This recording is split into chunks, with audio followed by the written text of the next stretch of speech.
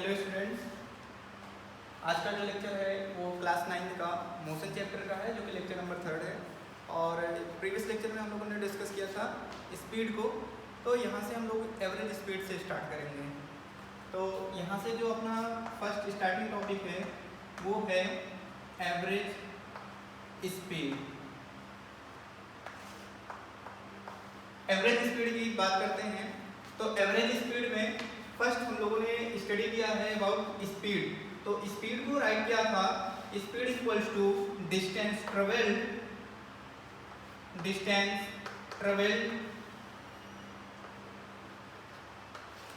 Upon total time taken. But अभी मैं ये बोलता हूँ कि ये जो स्पीड था वो किसी पर्टिकुलर ऑब्जेक्ट के लिए था और वो उसका जब स्पीड इक्वल रहता है तो बट ऐसी भी कंडीशन हो सकती है कि सपोज दैट ये कोई व्हीकल है और ये किसी वन पॉइंट से अनदर पॉइंट मूव करेगा।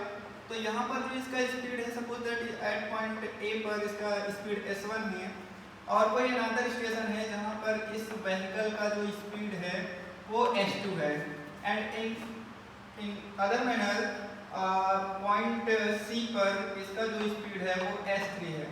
तो हम लोग यहाँ पर देख सकते हैं कि जितने भी स्टेशंस हैं उन सभी स्टेशंस पर इस व्हीकल का जो स्पीड है वो चेंज हो रहा है।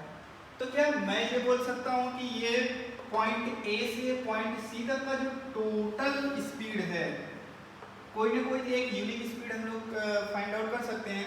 तो जो यूनिक स्पीड फाइंड आउट करना चाहेंगे तो वो इन सभी का एक एवरेज होगा, क्योंकि सपोज दैट यहाँ पर S1 होगा और मैं सपोज करता हूँ कि 5 किलोमीटर पर आवर है इसका स्पीड, यहाँ पर इसका स्पीड 10 किलोमीटर पर आवर है, बट यहाँ पर इसका हो गया 15 किलोमीटर पर आवर।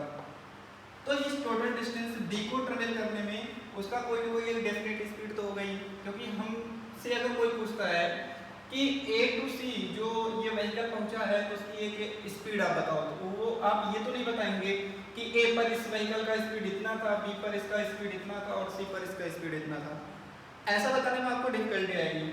बट इसका एक एवरेज स्पीड निकाले और हम बोलते हैं कि ये टोटल डिस्टेंस D को ट्रेवल करने में इसने कुछ ना कुछ टाइम लिया होगा total. Suppose that A to B जो टाइम लगा है उसका वो T1 है और B टू C जो टाइम इसने लिया है वो कितना है, T2। Then in this condition ये T1 टाइम में जो डिस्टेंस इसने कवर किया है that is the D1 and T2 time में जो इसने डिस्टेंस कवर किया है वो है D2। तो यहाँ पर इसका मतलब है ये distance D1 time T1 so speed is S1। Distance covered by the vehicle is D2 and taken time is T2, so speed of this vehicle on point D is S2 and also at point C is this। अभी मैं सिर्फ इतना ही examples लेकर चलता हूँ कि suppose that कि कोई व्हीकल है उसके पास there are two different speeds at different stations. So average speed होगा average speed that is equal to S1 plus S2 divided by 2. In this condition, this is the initial speed and this is the final speed. So average speed equals to S1 plus S2 upon 2. In other manner, average speed S, that is speed, AVG, that is equal to average. So average speed equals to, in place of S1 we can write here D1 upon T1 plus D2 upon T2 divided by 2. This is the another formula for the average speed। और इसी फॉर्मूले को use करके हम किसी भी object की different positions पर जो स्पीड है उसको कैलकुलेट करके डिस्टेंस को फाइंड आउट कर सकते हैं, या फिर टाइम को फाइंड आउट कर सकते हैं, या फिर आपको एवरेज स्पीड फाइंड आउट करना होगा। लाइक इसी पर एक एग्जांपल लेते हैं और वो एग्जांपल होगा कि ये कोई एक पर्सन है जो बाइसिकल को चला रहा है। इस बाइसिकल में बैठा हुआ जो पर्सन है एट पॉइंट ए पर जो इसका स्पीड है उसकी स्पीड को हम लोग बोल रहे हैं S1 और इसको मैंने सपोज कर लिया 5 metre per minute. That is very slow speed, and point B पर इसका जो स्पीड है h2 that is equal to, मैंने सपोज किया 10 मीटर पर मिनट। अभी आपको यहाँ पर स्टेशन ए से बी के बीच का जो एवरेज स्पीड आपको फाइंड आउट करना है, तो उसी फॉर्मूले को हम लोग लेंगे और यहाँ पर राइट करेंगे S average that means average speed equal to s1 plus s2 divide by 2, so 5 plus 10 divide by 2 that is equal to 15 by 2 equals to 7.5 metre per minute, that is the answer. ये एक आपका simple सा example हुआ, इसमें आपको बहुत ज़्यादा difficulties नहीं है, बट अगर आपसे क्वेश्चन में पूछा जाता है कि आपको एवरेज स्पीड देगा या फिर किसी पर्टिकुलर डिस्टेंस इंटरवल देगा और उस डिस्टेंस इंटरवल के लिए टाइम अलग अलग गिवन होंगे और उसी टाइम पर आपको एवरेज स्पीड फाइंड आउट करना होगा। लाइक एक एग्जांपल और भी लेते हैं। यहां पर जो नेक्स्ट एग्जांपल है इसको बोलते हैं, सपोज दैट कि ये कार है और ये पॉइंट ए पर है, इस समय इसका जो स्पीड है s1 वो है 100 किलोमीटर पर आवर और ये स्टेशन बी पर जब पहुंचती है कार तो इसका जो स्पीड है वो suppose that 50 kilometre per our है।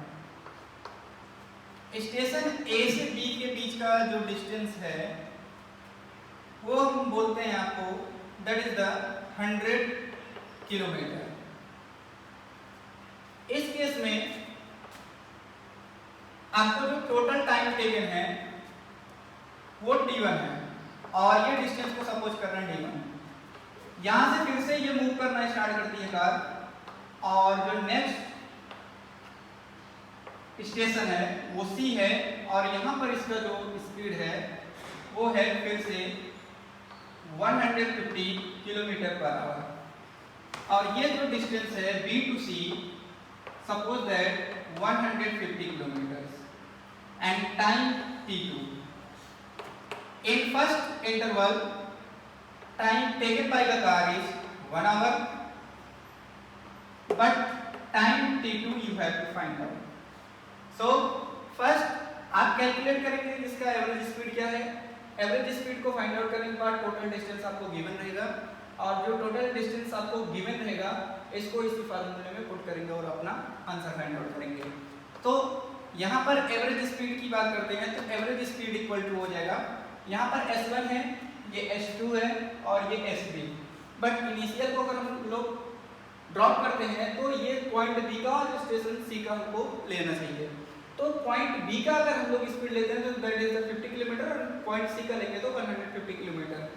तो एवरेज में अगर हम लोग फाइंड आउट करेंगे तो s1 plus s2 plus s3, अभी तीनों को मैंने क्यों लिया क्योंकि there are 3 stations, so you have to put the value of s1 s2 and s3। अभी कितनी स्पीड हैं 3 हैं तो हम लोग डिवाइड कितने से करेंगे 3 से, that is the average. So s1 is 100 kilometre plus s2 is 50 and s3 is 150 और divide by 3, 150 plus 50 200 and 300 divide by 3 that is equal to 100 kilometre per hour. ये इसका एवरेज स्पीड है। फॉर्मूले में आप पुट कर सकते हैं इस वाले पॉइंट में जो टोटल स्पीड आई है वो कितना है, एवरेज स्पीड है 100। अब t1 और t2 को कैलकुलेट कर सकते हैं क्योंकि यहाँ पर d1 और d2 आपको गिवन है। तो जैसे ही हम लोग एवरेज स्पीड का फॉर्मूला फिर से अप्लाई करते हैं तो यहाँ पर राइट करना पड़ेगा d1/t1 और प्लस में यहाँ पर d2/t2 और डिवाइड बाई यहाँ पर कितना करना पड़ेगा 2, बिकॉज अब ये ओनली 2 इंटरवल्स हैं, यहाँ का है और यहाँ का है।